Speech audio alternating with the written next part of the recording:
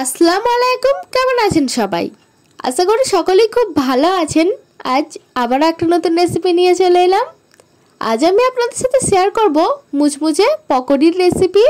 খুবই সহজ, রাস্তার ধারে অথবা দোকানে এরকম দ্বারা পকোড়ি কিন্তু পাওয়া যায়। আর সেটা যদি বাড়িতে খুব সহজে এবং অল্প সময়ে বানিয়ে নেওয়া যায় তাহলে কিন্তু ভালোই হয়, হোমমেডও হয়, শরীরের ক্ষতি করার অতটা চান্স থাকে না।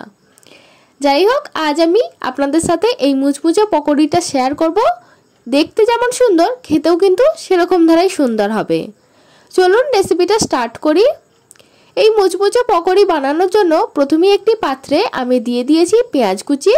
এখানে 3টে বড় সাইজের পেঁয়াজকে আমি এরকম দ্বারা সরু আর লম্বা করে কুচিয়ে নিয়েছি। ঠিক একইভাবে আমি নিয়ে নিয়েছি একটা মাঝারি সাইজের আলুটাকেও এরকম লম্বা আর সরু করে কুচিয়ে নিয়েছি। পেঁয়াজ আর আলুর মধ্যে আমি দিয়ে দিচ্ছি হাফ চামচ লবণ। এরপর পেঁয়াজ আর আলুটাকে লবণের সাথে আমি একটু চটকে মাখিয়ে নেব যতক্ষণ না আলু আর পেঁয়াজটা একটু নেতিয়ে পড়ছে। আমি এই কাজটা আগে করে নিচ্ছি, আপনারা চাইলে কিন্তু একবারে মশলাপাতি দিয়ে তারপরেও করতে পারেন। যাই হোক, একটু নেতিয়ে পড়েছে। এই পর্যায়ে আমি দিয়ে দিচ্ছি কাঁচা পাকা লঙ্কা কুচি। 3টের মতো কাঁচা পাকা লঙ্কা কুচিয়ে নিয়েছি, সেটা দিয়ে দিয়েছি। এরপর দিচ্ছি হাফ চামচ গোটা জিরে, দিচ্ছি হাফ চামচ গুঁড়ো লঙ্কা মানে শুকনো লঙ্কার গুঁড়ো, দিচ্ছি হাফ চামচের একটু কম হলুদ গুঁড়ো, হাফ চামচ জিরে গুঁড়ো আর হাফ চামচ ধনে গুঁড়ো।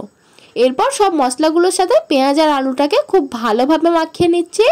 আর একটা কথা, আমি এই পকোড়িটা আলু আর পেঁয়াজ দুটো দিয়েই করছি। আপনারা চাইলে কিন্তু শুধু আলুর পকোড়ি অথবা শুধু পেঁয়াজের পকোড়িও করতে পারেন। মশলাগুলো একবার ভালো করে মিশিয়ে নেওয়ার পর দিয়ে দিচ্ছি একটা ডিম। এখানে আমি দেশি মুরগির ডিম ব্যবহার করেছি, তাই ডিমটা একটু ছোট। আপনারা চাইলে পোলট্রির ডিমও ব্যবহার করতে পারেন। যাই হোক, একবার ভালো করে মাখিয়ে নেওয়ার পর আমি দিয়ে দিচ্ছি বেসন। এখানে আমি 100 গ্রাম বেসন দিয়ে দিচ্ছি, ওই ধরুন 3 থেকে 4 টেবিল চামচের মতো। এরপর দিয়ে দিচ্ছি চালের গুঁড়ি। চালের গুঁড়িটা অবশ্যই দেবেন, তাহলেই কিন্তু মুচমুচে হবে। চালের গুঁড়ি আমি দিয়ে দিলাম 30 গ্রামের মতো, 2 চামচ দিলাম। এরপর খুব ভালো করে আমি এগুলোকে মাখিয়ে নিচ্ছি। আর এখানে কিন্তু এক্সট্রা কোনো রকম জল আমি ব্যবহার করব না। আমি ডিমের যে ওই গোলাটা বা ডিমের যে লালাটা সেটা দিয়েই কিন্তু এটা তৈরি হয়ে যাবে। আমি এক্সট্রা আর কোনো জল ব্যবহার করিনি। তবে আপনারা যদি ডিম এতে দিতে না চান তাহলে কিন্তু নাও দিতে পারেন, সেক্ষেত্রে জলটা লাগবে। যাই হোক, খুব ভালো করে আমি মাখিয়ে নিয়েছি। এরপর আমি 2 মিনিটের জন্য রেস্টে রেখে দেব।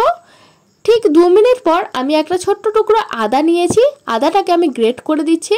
আর আদাটা কিন্তু দিলে সেটা মুখে পড়লে কিন্তু খেতে দারুণ লাগে, তাই আমি আদাটাকে গ্রেট করে দিয়ে দিলাম। এরপর ওটার সাথে আদাটা খুব ভালো করে আমি একবার মিশিয়ে নিচ্ছি। এটা কিন্তু রেডি হয়ে গেল। এরপর এগুলোকে আমি তেলে ছেঁকে নেব। তার জন্য একটি কড়াইয়ে আমি দিয়ে দিচ্ছি পরিমাণ মতো রিফাইন অয়েল। তেলটা অবশ্যই ডুবো তেলে ভাজার চেষ্টা করবেন পকোড়িগুলো, তাহলে কিন্তু মুচমুচে হবে। এরপর অল্প অল্প করে বেসনের গোলা বা পেঁয়াজ আলুর গোলাটাকে নিয়ে এরকম দ্বারা অল্প অল্প করে হাতে নিয়ে সেটা গরম তেলে ছেড়ে দিচ্ছি। খুবই সহজ এটা, যেরকম দ্বারা বড়া করে সেরকম দ্বারা, এটা আর নতুন কিছু নয় কো। আর এই পকোড়িগুলো গরম তেলে দেওয়ার সময় গ্যাসের ফ্লেমটা অবশ্যই মিডিয়াম টু লোয়ে রাখবেন, তাহলে কিন্তু পকোড়িগুলো ভালো হবে। নাহলে কালার চলে আসবে, ভিতর থেকে কিন্তু সেদ্ধ হবে না, তখন জিনিসটা মুচমুচে হবে না। তাই চেষ্টা করবেন অবশ্যই লো টু মিডিয়াম ফ্লেমে রাখার। যেগুলো ধরেছে মানে যে কটা ধরেছে আমি সে কটা দিয়ে আপাতত একবারের মতো ভেজে নিচ্ছি। তারপর এক এক করে সবগুলো ভেজে নেব। একদিকটাই কালার চলে এসেছে, এরপর আমি উল্টে দিচ্ছি। দেখতেই পাচ্ছেন কত সুন্দর কালারটা চলে এসেছে। একইভাবে কিন্তু অপর দিকটাও এরকম দ্বারা গোল্ডেন ব্রাউন করে ভেজে নিতে হবে। সবগুলো পকোড়ি ভাজতে আমার 3 থেকে 4 বার এই কড়াইয়ে দিতে হয়েছে, যেহেতু আমার কড়াটা ছোট আছে তাই।